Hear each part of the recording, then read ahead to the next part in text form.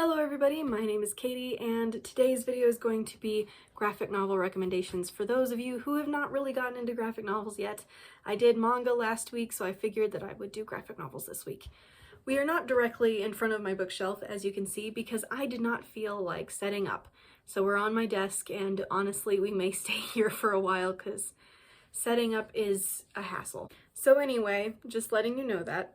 I have 4 recommendations for you. 2 of them are middle grade, 1 of them is YA, and 1 of them is adult. All of them are easy to read, all of them are easy to follow, so like reading the panels is pretty easy. I picked all graphic novels that I own. I did not pick ones that I have not bought myself. I've read more, but I read them usually at the store. I don't buy them because they're expensive. But if you would like more recommendations, I can offer you more recommendations as well. And these aren't all the ones I own either, just the ones that I thought would be good for the majority of people in general. I'm going to start off with my middle grade graphic novels. I would say these are, I'm 22, but I still really enjoy them. So I would say these are good for pretty much all ages. The first one is going to be Crush by Svetlana Chomukova. This is actually the 3rd volume in one of her, I don't know if it's technically a series or if it has a name, but she's also written Awkward and Brave, and it is about the same school. All of the kids show up in one place or another. Like, for instance, everybody in Awkward shows up in Brave, and everybody in both shows up in Crush, but the people in Crush don't necessarily show up in either of the other 2. However, it is not about the same kids. I think it's a middle school, if I remember correctly. I read this maybe a year ago, maybe 2, but I still really loved it, and I do think that it would be good for most people to start out with. This is about this kid right here. I think it's spelled with a J, but I'm pretty sure it's still just George, and this girl here. Her name is Jasmine, and she is in the theater club, and he is friends with someone else in the theater club, basically. And he meets her and pretty much immediately has a crush on her, and it is very sweet. It's also about kind of friendships and how dynamics in groups can change, and it's middle school, so it definitely does change.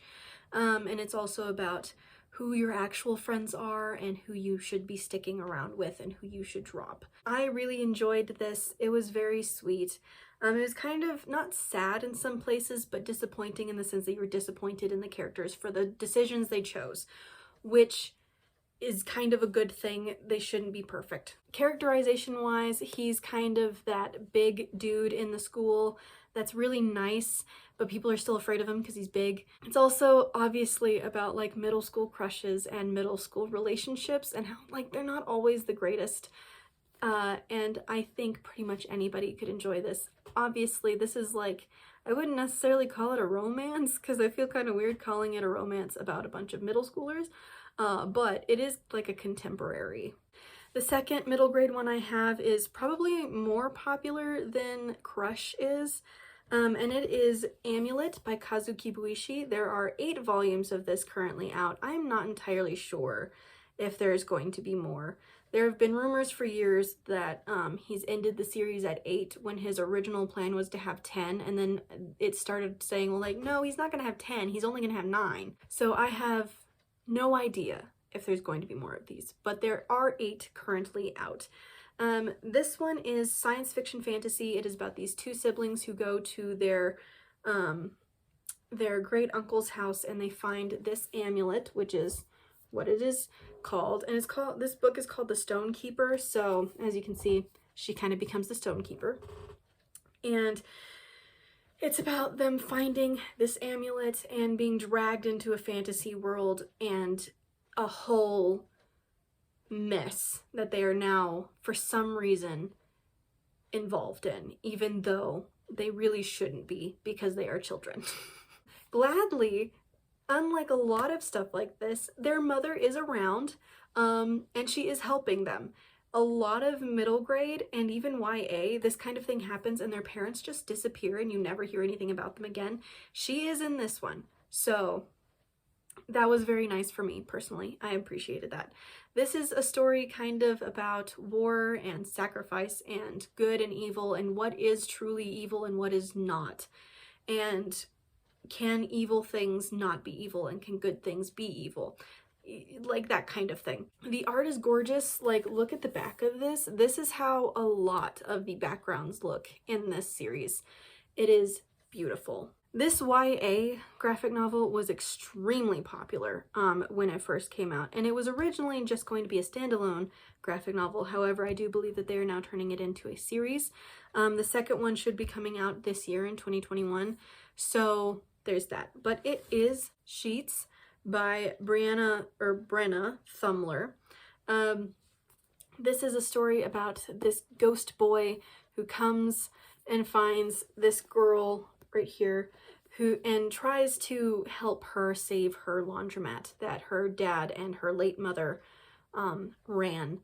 And it's about friendship. I will say I have a little bit more qualms with this one than I did do any of the others, mostly because I felt like it was kind of rushed, and it should have been, the story in this should have been at least 2 volumes instead of just 1. However, the art is very pretty. Some people really don't like the art, but I quite like it. I like that I'm going to show it to you because this isn't spoilery at all. I like it because, one, the colors are very easy on the eye, and it's its own style. This one has the energy of a webtoon or a webcomic on tapas, which I personally really enjoy. And the story, while I do believe it is a little bit rushed, is very sweet.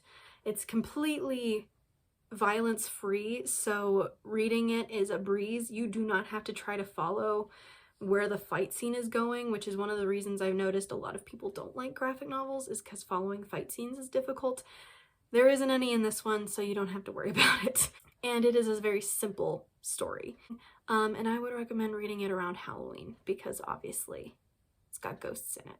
So finally, I have the adult graphic novel that I believe you should be reading, or you should read. And if you've interested at all in D&D podcasts, you know exactly which one I'm going to pick up. But it is The Adventure Zone, Here There Be Gerblins. This is the first volume, and I think there's 3 currently out, and there will be a 4th out this year. Each volume is a different arc of the Adventure Zone's balance campaign. This one is about these 3 dudes, who I will get into in a second, going to find a thing for a guy named Barry Blue Jeans, and they meet a bunch of gerblins and a bugbear, and like then part of the actual full story of balance happens, but I'm not going to get into that because that is definitely spoilery. But it starts off like a normal dungeon campaign. So if you don't listen to the podcast, are Taco, Magnus, and Merle, and then this is Griffin, the DM. And Clint is Merle, Justin is Taco, and Travis is Magnus. And all of this was drawn by Carrie Padish, and I believe Clint was the one that actually worked with her to transcribe it into what we have here. Something really, really nice that they do is they do have Griffin in the graphic novel in these little pockets where he'll say something and they'll respond to him, and it's a way to keep a lot of the inside jokes of the podcast, as well as just getting Griffin in there, who is a huge part of the podcast. Obviously, he's the DM. This is a very it starts off as a very normal D&D campaign, and then it goes off into a ridiculous, convoluted story. And I say convoluted just because you don't expect it to be that intense, but it is a very deep and well thought out campaign.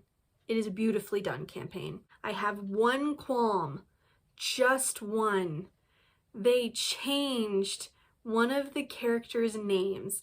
And if you don't watch the podcast or listen to the podcast, I'm not going to say who it was, but they changed his name, and it was like, it hurt my heart when I found out that they changed it. When I read his name, and I was like, wait a minute.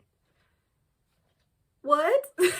It's a D&D graphic novel, so there is definitely fight scenes, but they're pretty easy to read. You can tell Carrie did an amazing job in making sure that you can see which panel goes where and where you're supposed to read it.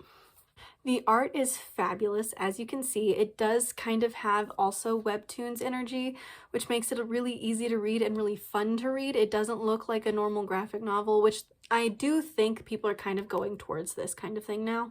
They're straying more away from the comic book look for graphic novels and are putting in their own styles a lot more. I think Petals to the Metal was the last one that came out.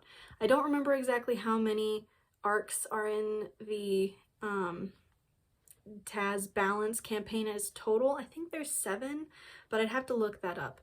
Regardless, this one is really, really, really fun. If you like D&D, and even if you don't like D&D, you just like fantasy, this would be wonderful. It's hilarious. It is probably the funniest graphic novel I've ever read. Anyway, that is all I have for you today. If you would like more recommendations, let me know for like more specific things. If I have any, I will definitely make a new video for you. If you check any of these out, please let me know. I would be so excited to hear what you thought of them. And I guess until next time, I will see you later. So have a good evening, good afternoon, or good morning, depending on when you're watching this, and I will see you all later. Happy reading. Bye.